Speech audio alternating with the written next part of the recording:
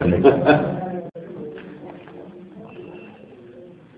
question I wanted to ask you, though, is a very serious one. If one of your sons or daughters came to you and said, I want to be a martyr. I want to put on an explosive belt and go attack Israelis, to kill Israelis, what would you tell them? This has never happened. If one of your children came to you and said, Dad, I want to be a martyr. I want to go kill Israelis, what would you say? We are not people who love blood. We are very cautious and we are very careful not to shed a blood at all. And we are against this labyrinth of violence to persist and continue. We are bored of this bloodshed. I know that the Israelis are fed up. We are also fed up, and the whole region is fed up with this bloodshed. We do not encourage it.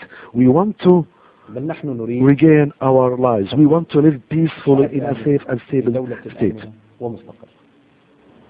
That may be true, but nonetheless, your organization has sent young men and women to Israel to blow themselves up in restaurants and on buses, in cafes and discotheques. So there have been many terrorist acts that your organization has carried out against Israelis.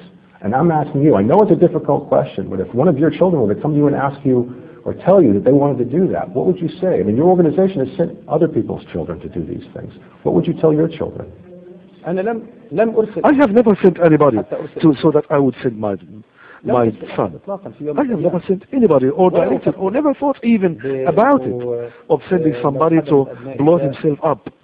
I would never approve of that. Well,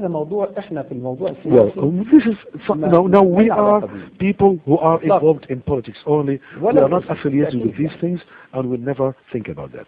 Yasser Arafat was considered a terrorist, and yet he made many trips to the White House, shook an Israeli Prime Minister's hand on the White House lawn. Can you foresee a day when you will be invited to the White House to sign a peace agreement with an Israeli Prime Minister? No, we have no problem with visiting the States or meeting with the American administration. We are open. And we are open to the whole world, including the American administration.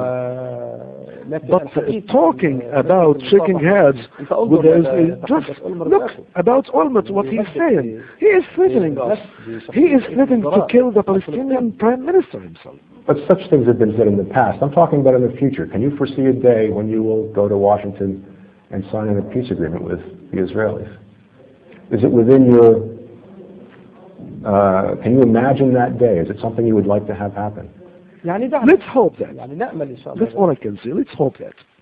Okay. Thank you very much, Mr. Prime Minister. Thank you.